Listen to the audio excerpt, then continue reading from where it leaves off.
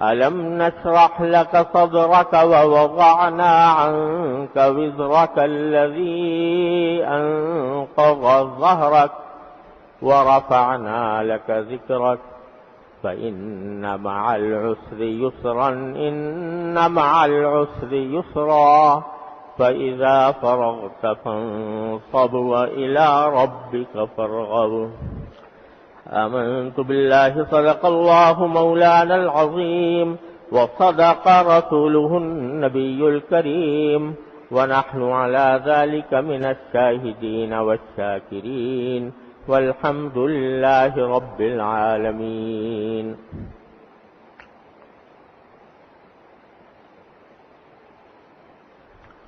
بزرگان محترم اور برادران عزیز،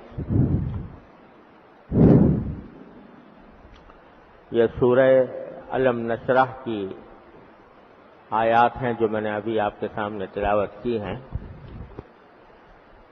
کچھ عرصے سے میں نے ان صورتوں کی تشریح کا بیان شروع کر رکھا ہے جو عام طور سے نمازوں میں پڑھی جاتی ہیں،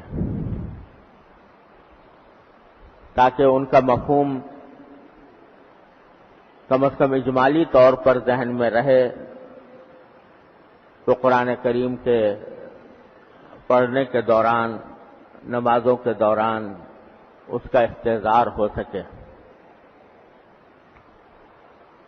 اسی میں یہ سورہ علم نشرح ہے جس کی اس وقت میں نے تلاوت کی ہے. یہ سورت حضور نبی کریم سرور دو عالم صلی اللہ علیہ وسلم کی فضیلت اور آپ کا عالی مقام بیان کرنے کے لیے نازل ہوئی، اور اس میں ان نعمتوں کا ذکر فرمایا گیا جو اللہ جل جلالہ نے نبی کریم سرور دو عالم صلی اللہ علیہ وسلم پر مبذول فرمائی. پہلے سورت کا میں اجمالی ترجمہ کر دیتا ہوں، پھر اس کے بعد انشاءاللہ اس کی کچھ تشریح عرض کروں گا. علم نشرح لک صدرک، یہ حضور اقدس صلی اللہ علیہ وسلم کو خطاب ہے. کیا ہم نے تمہاری خاطر تمہارا سینہ کھول نہیں دیا، سینے کو کشادہ نہیں کر دیا؟ وَوَضَعْنَا عَنْكَ وِزْرَكَ، اور تم پر سے وہ بوجھ ہٹا دیا، تمہارا وہ بوجھ ہٹا دیا، الَّذِي أَنقَضَ ظَهْرَكَ، جس نے تمہاری کمر توڑ رکھی تھی. وَرَفَعْنَا لَكَ ذِكْرَكَ، اور تمہاری خاطر ہم نے تمہارے تذکرے کو بہت اونچا مقام عطا فرمایا. فَإِنَّ مَعَ الْعُسْرِ يُسْرًا، تو یقین رکھو کہ تنگی کے ساتھ آسانی بھی ہوتی ہے، مشکل کے ساتھ آسانی بھی ہوتی ہے. اِنَّ مَعَ الْعُسْرِ يُسْرًا، اب دوبارہ اسی کو دہرایا، یقین رکھو کہ مشکل کے ساتھ آسانی بھی ہوتی ہے. فَإِذَا فَرَغْتَ فَانصَبْ، لہذا اللہ تبارک و تعالی نے جو انعامات آپ پر فرمائے ہیں ان کے شکر کے طور پر جب آپ اپنے فرائض منصبی سے فارغ ہوں، فَانصَبْ، تو اپنے آپ کو تھکائیے، اللہ کی عبادت میں تھکائیے. وَإِلَىٰ رَبِّكَ فَارْغَب، اور اپنے پروردگار سے لو لگائیے، اپنے پروردگار کی طرف رغبت کا اور شوق کا مظاہرہ فرمائیے. یہ ہے ترجمہ اس سورت کا. اور سب سے پہلے تو اللہ جل جلالہ نے اس میں نبی کریم سرور دو عالم صلی اللہ علیہ وسلم پر اپنے اس انعام کا تذکرہ فرمایا ہے کہ ہم نے تم سے تمہارے سینہ کھول دیا اور تم سے وہ بوجھ ہٹا دیا جس نے تمہاری کمر توڑ رکھی تھی. یہ در حقیقت حضور اقدس صلی اللہ علیہ وسلم کے نبوت کے مقام پر فائز ہونے کے بعد حضور اقدس صلی اللہ علیہ وسلم کو اس نبوت کی عظیم ذمہ داریوں کا جو بوجھ تھا وہ یہ تھا کہ آپ ذرا تصور کیجئے کہ پوری دنیا گمراہی میں غرق ہے. جس شہر میں آپ پیدا ہوئے ہیں، جس ملک میں آپ پیدا ہوئے ہیں، وہ کفر میں، شرک میں، بت پرستی میں، قتل و غارت گری میں، فسق و فجور میں حد سے گزرا ہوا ہے. پورا ماحول کفر و ضلالت کی اندھیریوں میں بھٹک رہا ہے، اور اس میں تنہ تنہا ایک ذات کو یہ حکم دیا جاتا ہے کہ تمہیں اس سارے ماحول میں، اس سارے معاشرے میں، اس ساری دنیا میں تمہیں انقلاب لانا ہے.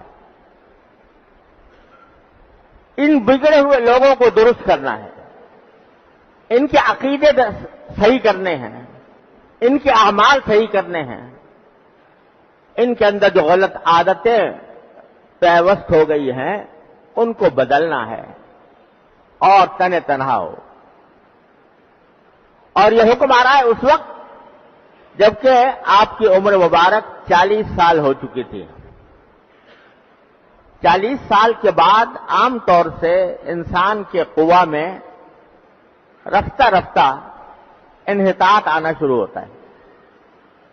اگرچہ 40 سال عمر کو پہنچنے سے پختگی بھی آتی ہے،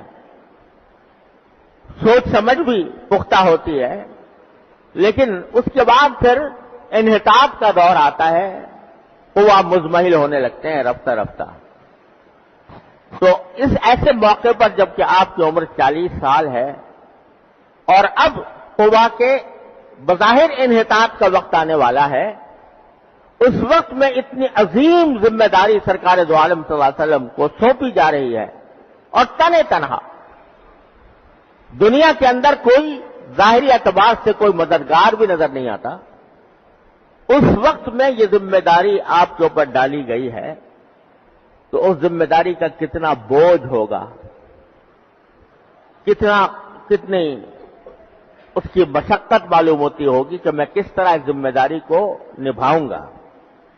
چنانچہ سورہ اقرا کی تفسیر میں پہلے عرض کر چکا ہوں کہ جب سرکار دو عالم صلی اللہ علیہ وسلم پر پہلی وحی نازل ہوئی ہے تو ذمہ داری کے اس عظیم احساس سے آپ کو جاڑا چڑھا ہے، بخار ہو گیا.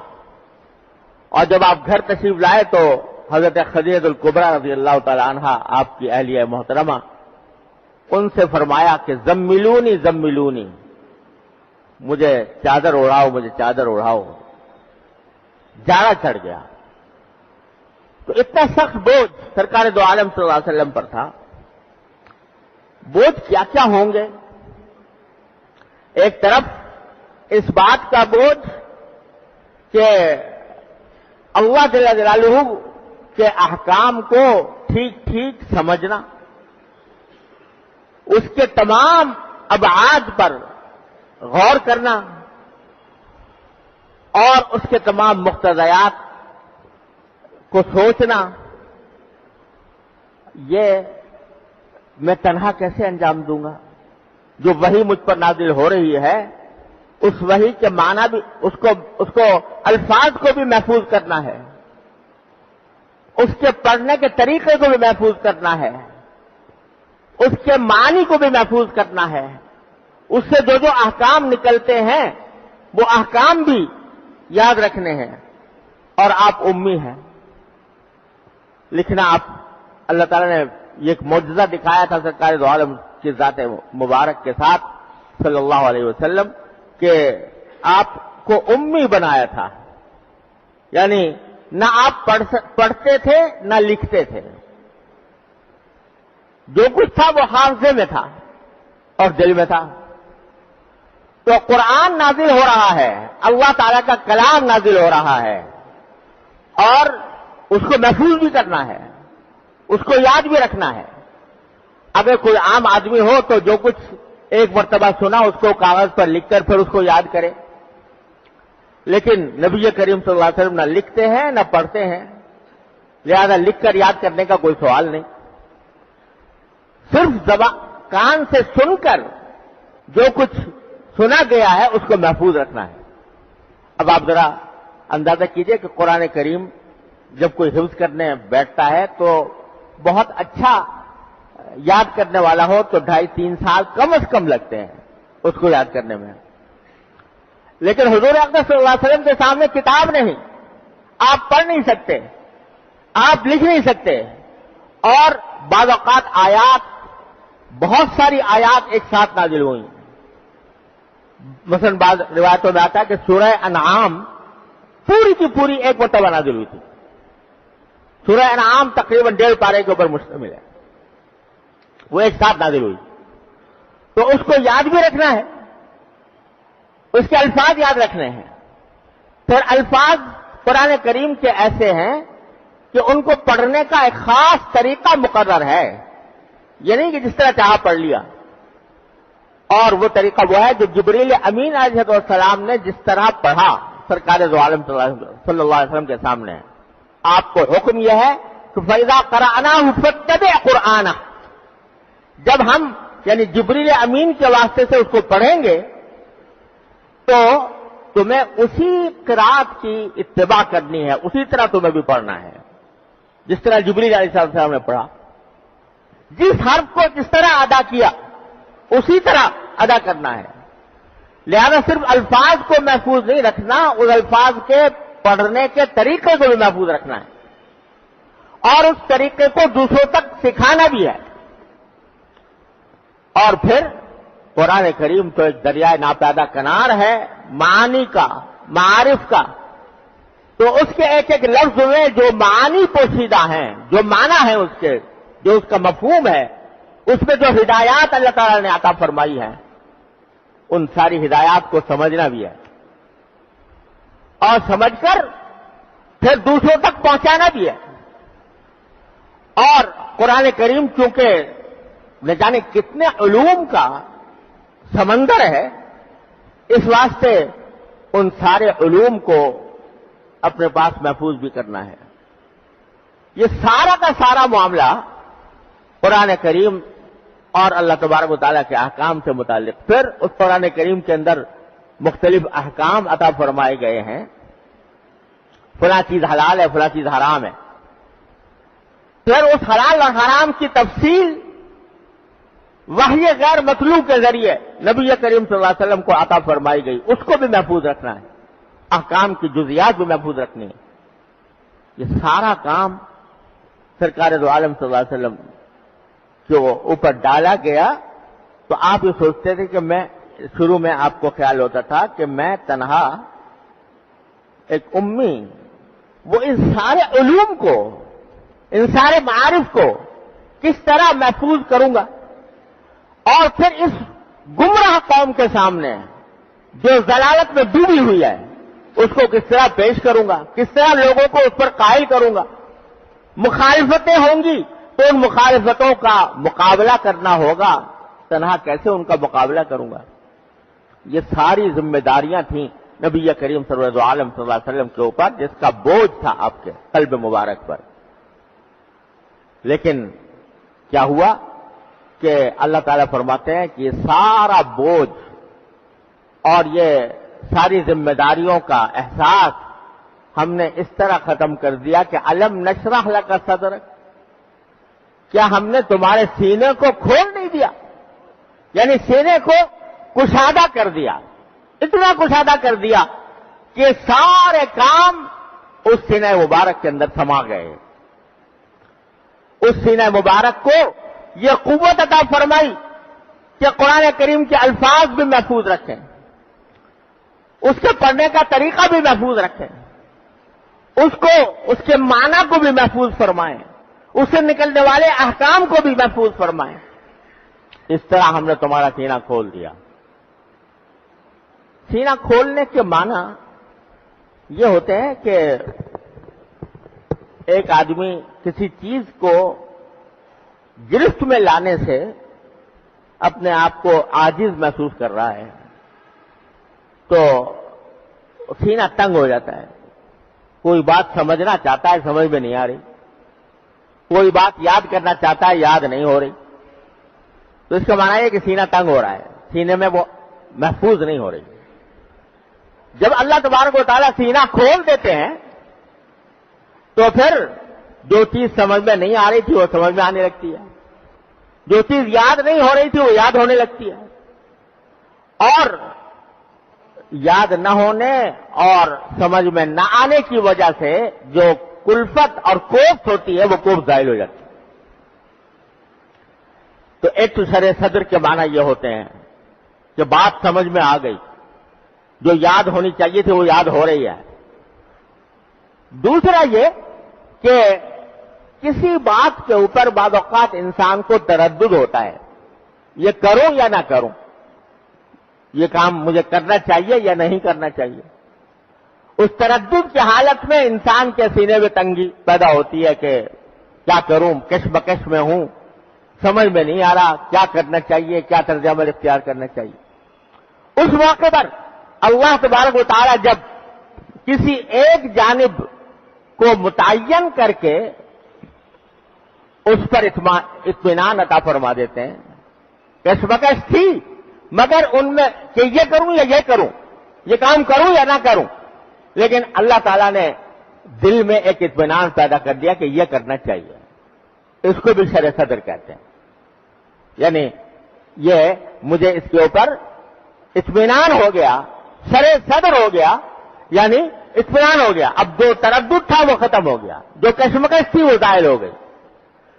تو الم نشرح لک صدرک میں یہ دوسرا مفہوم بھی داخل ہے کہ جب آپ کے سامنے مختلف مواقع آئیں گے کہ کون سا راستہ اختیار کرنا چاہیے، کون سا نہیں کرنا چاہیے، تو اللہ جل جلالہ کی طرف سے آپ کے سینے مبارک کو کھول دیا جائے گا، ان میں سے کسی ایک راستے کی طرف قوت فیصلہ پیدا فرما دی جائے گی، اس پر اطمینان عطا فرما دیا جائے گا۔ تو ہم نے تمہارے سینے کو کھول دیا، کیا ہم نے تمہارے سینے کو کھول نہیں دیا؟ اور اب ذرا اس کا اندازہ فرمائیے کہ ایسا شرح صدر، ایسا سینے کی کشادگی جو سرکار دو عالم صلی اللہ علیہ وسلم کو عطا ہوئی، آج اگر اس کا تصور کریں تو آدمی حیرت کے سوا انسان کو کچھ ہاتھ نہیں آتا۔ اس واسطے کہ سرکار دو عالم صلی اللہ علیہ وسلم کی حیات طیبہ کو دیکھیے، 23 سال نبوت عطا ہونے کے بعد آپ کو کل 23 سال ملے، جس میں سے 13 سال مکہ مکرمہ میں گزرے اور 10 سال مدینہ طیبہ میں، یہ 23 سال تھے۔ اس 23 سال میں کیا کرنا تھا؟ لوگوں کے عقیدے درست کرنے، لوگوں کو توحید کی طرف بلانا۔ جو بتوں کے آگے جھک رہے تھے، بتوں کو ڈنڈوت کرتے تھے، بتوں کو اپنا خدا بنایا ہوا تھا اور صدیوں سے اس کے اوپر عمل کرتے چلے آ رہے تھے، ان کو بت پرستی سے واپس کھینچنا تھا اور اس کے دلائل بیان کرنے تھے۔ جو آج ہم الحمدللہ اللہ تعالیٰ نے توحید کی نعمت عطا فرمائی ہوئی ہے، لہذا بت پرستی کی قباحت ہمارے دنوں میں بیٹھی ہوئی ہے، لیکن جو لوگ صدیوں سے ایک بت پرستی کی لعنت میں مبتلا ہوں، عادت پڑ گئی ہے، بچہ پیدا ہوتے ہی اپنے ماں باپ کو بتوں کے آگے سجدہ کرتے ہوئے دیکھتا ہے اور ان کو اپنا خدا سمجھتا ہے، پہلے دن سے اس کی گھٹی میں یہ بات پڑ گئی ہے کہ ان کو خدا سمجھنا ہے، ان کو معبود سمجھنا ہے، اس کے دل میں یہ بات بیٹھی ہوئی ہے۔ اس کو دل سے کھینچنا اور اس کو پھر صحیح راستے پر لانا یہ کوئی معمولی بات نہیں ہوتی۔ ایک طرف سرکار دو عالم صلی اللہ علیہ وسلم کی ذمہ داری ہے کہ لوگوں کے دل سے بت پرستی کی محبت کو نکال کر خدا واحد و قہار کی محبت میں لے کر آئیں، ایک طرف یہ ذمہ داری۔ دوسری طرف یہ ذمہ داری کہ قرآن نازل ہو رہا ہے وہ لوگوں تک پہنچانا ہے، اس کو محفوظ رکھنا ہے، ایک ایسے زمانے میں جبکہ کاغذ اور قلم کا استعمال کم تھا، اس کو محفوظ بھی رکھنا ہے، اس کی تعلیم دینی ہے۔ تعلیم کس طرح دینی ہے؟ کہ پڑھنے کا طریقہ سکھانا، قرآن کریم پڑھنے کا طریقہ سکھانا، اس کے معنی اور اس کے معانی کو لوگوں تک پہنچانا۔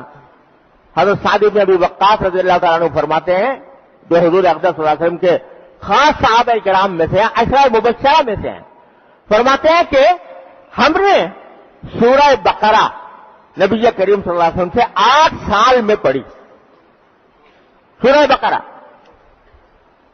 8 سال لگے پڑھنے کے اندر سعد بن ابی وقاص جیسے انسان کو. کیوں؟ فرمایا وَتَعَلَّمْنَا الْعِلْمَ وَالْعَمَلَ وَالْقُرْآنَ جَمِيعًا. ہم نے اس تعلیم کے دوران حضور اقدس صلی اللہ علیہ وسلم سے قرآن کو پڑھنے کا طریقہ بھی سیکھا، اس کے معنی بھی سیکھے، اس پر عمل کرنے کا طریقہ بھی سیکھا. تو اگر آپ یہ تصور کرو کہ جب آپ نبی کریم صلی اللہ علیہ وسلم دنیا سے تشریف لے گئے تو 1,24,000 صحابہ کرام کی جماعت چھوڑ کر گئے ہیں. 1,24,000 انسانوں کو قرآن پڑھانا ہے،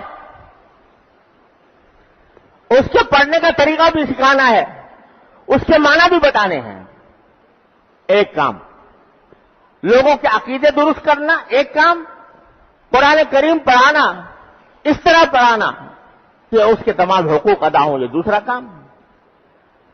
تیسرا کام یہ کہ اپنے عمل سے قرآن کریم کی تفسیر کرنا، یعنی اپنے عمل سے یہ بتانا کہ قرآن جو ہدایات دے رہا ہے صرف عقیدے اور عبادات کی حد تک نہیں بلکہ اپنے گھریلو